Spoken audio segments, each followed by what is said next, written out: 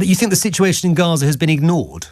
Yes, pretty badly, including by many media stations. I think we've discussed it more than any other issue on this show, and probably on LBC collectively in the last 3 years. I didn't name your station. No, you were quite defensive.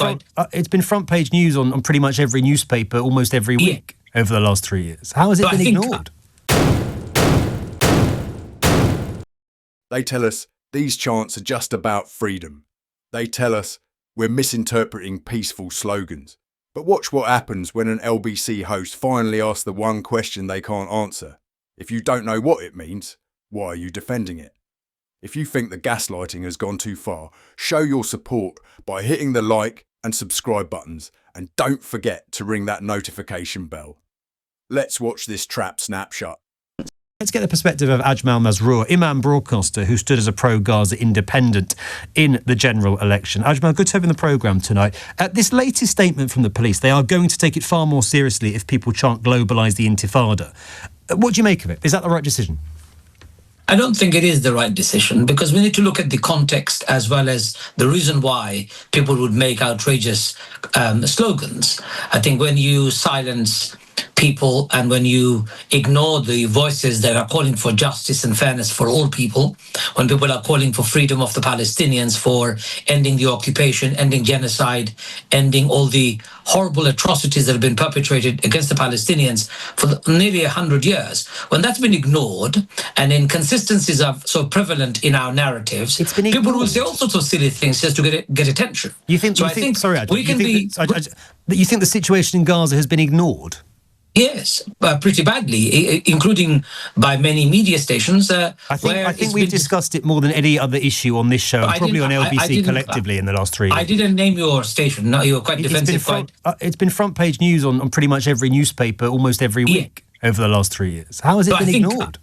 I think you need to understand the perspective. The reports after reports have found that the media reporting has been biased. Media reporting has been skewed towards supporting one side and ignoring what's happening to the Palestinians. Look, nearly 60,000 Palestinians have been butchered, bombed to bits by the Israeli army. How much of that has been really condemned? And when we have seen Hamas do their terrorist activities, it dominates the conversation. We need to be fair, and I'm very fair here, Ben. I call for justice and fairness for everybody, whether you're Muslim, Jew or Christian, I don't care. They're very upset that none of us are taking it seriously. Britain, who created the mess in the first place by giving away Palestine to a European Zionist movement, a group of people who did not belong to Palestine. Again, can we focus on that phrase, because that's the subject? I'm coming to the phrase. I'm saying, why are they saying this? They're saying it because they're angry. They're saying it because they're upset. They're saying it because nobody's listening. What does that phrase mean to you, Ajmal? Globalise the Intifada. You've just made a very unfair statement, and I need to correct you. Go on, come back. Anti-Semitism is a European problem. Palestinians were not anti-Semitic. They lived together for hundreds of years, thousands of years. Sorry, you don't think sorry, Ajmal, come on. You don't think the Iranian regime is anti-Semitic? How long has the Iranian regime been in power? And but it's not a European problem, is it? It's a global problem. The Holocaust happened in Europe in the 40s. The Iranians were not involved. In fact, Iranians took the massacred and beleaguered Jewish communities into their own 15 Jews have just been shot dead, Ajmal, 5 days ago in Australia. And you want to tell me it's a European problem? I have condemned it outright, and I've said 60,000 Palestinians have been killed by the bombs of Israel, as well as, 100,000 Yemenis have been killed, thousands of Sudanese have been killed. My point is very simple, Ben. What is your point? We have to be consistent in our call for justice. And I asked you, the question I asked you was, what do you interpret the chant globalise the Intifada to mean? I don't understand what that means in reality, because it's a slogan that... So how can you oppose people being arrested for chanting something that you don't know what it means? Because a lot of people think it means kill Jews across the world.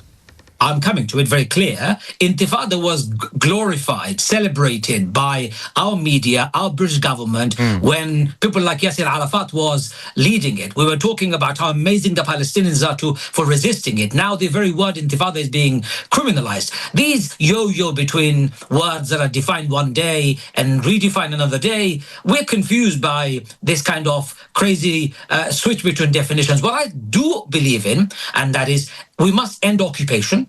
And when there is an occupied land, people who are occupied have the right to resist. We can't deny them their basic right to resist, basic right to free their land against occupation, against racism, against massacre, against brutality and genocide. What do you mean by the right to resist? What does that mean in practice? That they can. So, for example, if somebody, I'll give you a good example. If Scotland decided en masse to make a claim on England and came and occupied your house, my mother and my father and my brothers and sisters are kicked out, you and I would have every right to defend ourselves, to protect my home. Was the 7th of October defensive? I don't know what you're saying, Ajmal. 1948, 750,000 Palestinians were kicked out of their homes. That wasn't what I asked. 1967, hundreds and thousands of Palestinians have been massacred. Sabra and Shatila. Do you want me to give you a list? This is where we get. Every single time we try and talk about violent incitement of violence against Jews, people like yourself come on. You say, but what about Gaza? What about Palestine? As if both things can't be true. As if both things can't be true.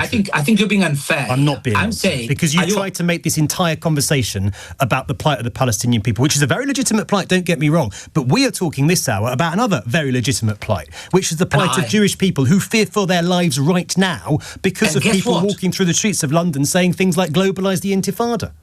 Guess what? During the Bondi Beach massacre that happened only the other day, a Muslim risked his life. His name is Ahmed. Yeah, a hero. First, he tries to rewrite history by claiming anti-Semitism is purely European, ignoring the very regimes funding the violence today. But the real humiliation is the ignorance defence.